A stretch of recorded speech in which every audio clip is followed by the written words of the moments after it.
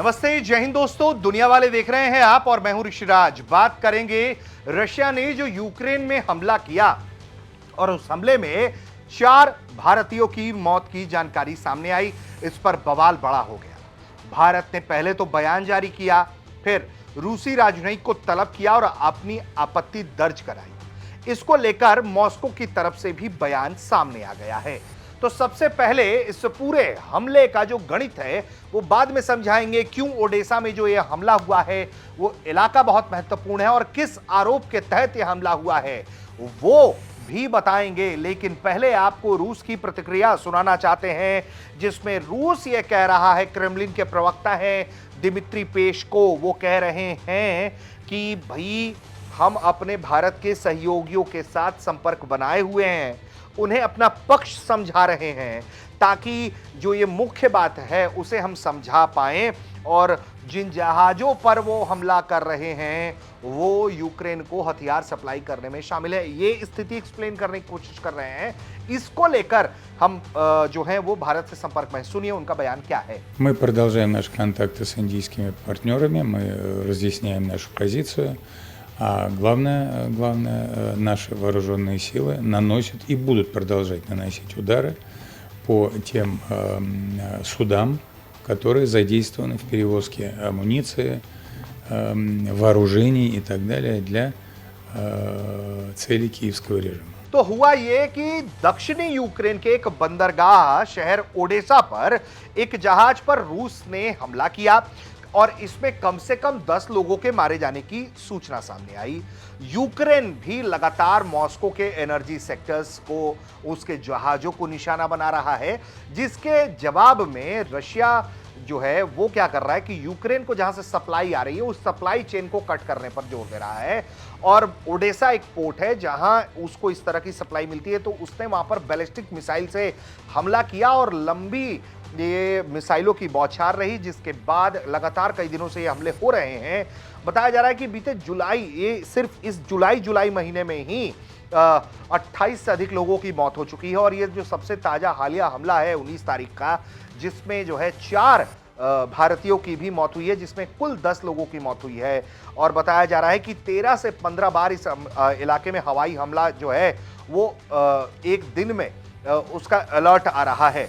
तो रूस के रक्षा मंत्रालय ने कहा है कि उसकी सेना ने ओडेसा बंदरगाह पर मौजूद ईंधन के भंडारों को निशाना बनाया। इसके अलावा जो लॉजिस्टिकल सप्लाईज हैं उसको निशाना बनाया जा रहा है, जो रूस की तरफ से कहा जा रहा है। रूस लगातार यूक्रेन के हमले के जवाब में अपने हमले तेज कर रहा है और भारी नुकसान पहुंचाने की कोशिश कर रहा है। इसी हमले में 4 भारतीयों की मौत हुई, जिस पर भारत ने इस हमले की निंदा करते हुए बयान जारी किया, रूसी राजनयिक को तलब भी किया।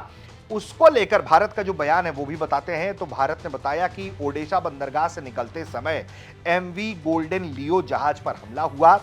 घटना के समय जहाज पर 17 क्रूज सदस्य सवार थे, जिनमें 5 भारतीय नागरिक शामिल थे। बताया जा रहा है कि उपलब्ध जानकारी के मुताबिक दुखद रूप से 4 भारतीय नागरिकों की मौत हुई, जबकि एक व्यक्ति गंभीर रूप से घायल है। यूक्रेन में हमारा मिशन स्थिति पर बारीकी से नजर रख रहा है। प्रभावित लोगों को हर संभावित मदद पहुंचाने की कोशिश हो रही है। हम मारे गए भारतीय नागरिकों के परिवार के प्रति अपनी गहरी संवेदना व्यक्त करते हैं। घायल भारतीय नागरिकों के जल्द और पूरी तरह से ठीक होने की कामना करते हैं।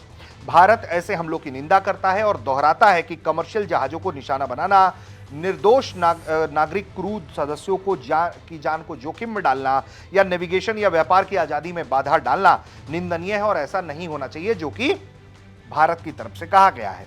वहीं रशिया के अपने तर्क है और रशिया कह रहा है कि देखिए हम हमले तो कर रहे हैं, लेकिन उसमें बदकिस्मती से हमारे जो हैं वो भारतीय देश के लोग जो हैं वो इस तरीके से हो गए हैं, निशाने पर आ गए हैं।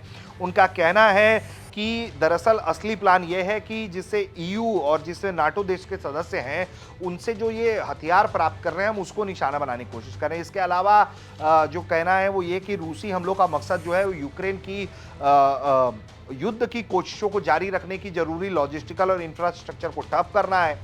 इसके अलावा जो क्रेमलिन है वो कह रहा है कि भाई अगर फॉरेन सोल्जर्स उतरेंगे वहां पर तो फिर इसका खामियाजा जो है वो भुगतना पड़ेगा। क्रेमलिन ये साफ तौर पर कह रहा है। अब आपको हम उस हिस्से पर बात ले आते हैं जिसमें ये कहा जा रहा है कि भैया ओडिशा पर क्यों हमला हुआ। तो ओडिशा की जो इंफ्रा है उसको समझिए। ओडिशा पोर्ट पर एक जहाज पर हमले के बारे में जो जानकारी है उसमें भारत का ने जो जानकारी दी उसको लेकर अब समझिए कि ओडिशा क्यों निशाना बनाता है, उसको रूस की सेना क्यों निशाना बनाती है। क्योंकि यूक्रेन का जो सबसे बड़ा जो ये बंदरगाह है और समुद्री लॉजिस्टिकों का मुख्य केंद्र है, इससे तटीय इंफ्रास्ट्रक्चर पर कब्जा करने या उसे नष्ट करने में रूस यूक्रेन की समुद्र तक पहुंच को रोक सकता है, अनाज और ऊर्जा के जरूरी एक्सपोर्ट में रुकावट डाल सकता है और युद्ध के समय देश की अर्थव्यवस्था को कमजोर कर सकता है। यूक्रेन का जो ज्यादातर समुद्री एक्सपोर्ट है वो ओडेसा से ही होता है। यह शहर पर हमला करने से यूक्रेन की घेराबंदी करने, ग्लोबल ट्रेड को रोकने, अंतर्राष्ट्रीय खाद्य और ऊर्जा सुरक्षा पर असर डालने में मदद मिलता है। मिलिट्री सप्लाई लाइनों में भी इससे रुकावट आती है क्योंकि यहीं से अंतर्राष्ट्रीय मदद, हथियार, पेट्रोलियम प्राप्त करके उसे आगे भेजने के लिए यूक्रेन इस हब का इस्तेमाल करता है और यही वजह है कि उसे निशाना बना रहा है। और समुद्री तट पर रशिया इस ओडेसा बंदरगाह को नष्ट करके या उस पर कब्जा करके उसे बेकार करके यूक्रेन जो है वो पूरी तरह से जमीन से घिर जाएगा और रूस के कब्जे वाले इलाके सीधे जो है मालदोवा के जरिए गैर मान्यता प्राप्त राज्य से जुड़ जाएंगे। ये भी एक बहुत बड़ी उपलब्धि रशिया के प्लान में है, इसीलिए ओडेसा को लगातार वो निशाना बना रहा है और उसके बंदरगाहों को चोटिल करने की कोशिश कर रहा है। और इसी हमले की जद में जो है वो भारत के जो नागरिक हैं वो एक जहाज में आ गए। यूक्रेन सी पोर्ट अथॉरिटी के मुताबिक जो है बताया गया है कि रूस ने गिनी बिसाऊ के झंडे वाले एक जहाज पर हमला किया जो मक्का ले जा रहा था और जिस पर भारत और सीरिया के क्रू मेंबर सवार थे। अधिकारियों ने बताया है कि 8 क्रू मेंबरों को बचाया गया है, लेकिन लगातार रूस की तरफ से हमले हो रहे हैं। तो एक परिस्थिति ये है और इस पूरे मामले में जो यूक्रेन के विदेश मंत्री हैं एंड्री सिबिहा, उन्होंने सोशल मीडिया पर इस हमले की आलोचना की। उन्होंने कहा है कि रूस जानबूझकर सिविल शिप्स को और ग्लोबल फूड सिक्योरिटी को निशाना बना रहा है। सिबिहा ने अंतर्राष्ट्रीय समुद्री संगठन से बातचीत करके यूक्रेन के बंदरगाहों पर एक अंतर्राष्ट्रीय निगरानी मिशन तैनात करने की मांग की है, लेकिन रशिया का कहना है कि अगर इनको जो भी सप्लाई करने की कोशिश करेगा हम उसको निशाना बनाएंगे। रशिया फिलहाल ये कह रहा है कि हम भारत को स्थिति एक्सप्लेन करने की कोशिश कर रहे हैं। भारत नाराज है, उसने तलब किया है, आपत्ति दर्ज कराई है। एक मित्र देश से हम ये उम्मीद नहीं करते हैं कि वो हमारे नागरिकों को निशाना बनाए।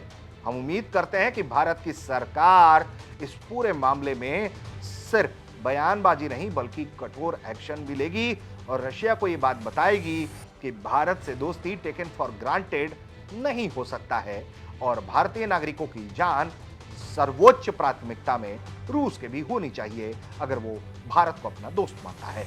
आप क्या सोचते हैं वो हमें कमेंट करके बताइए और देखते रहिए भारत।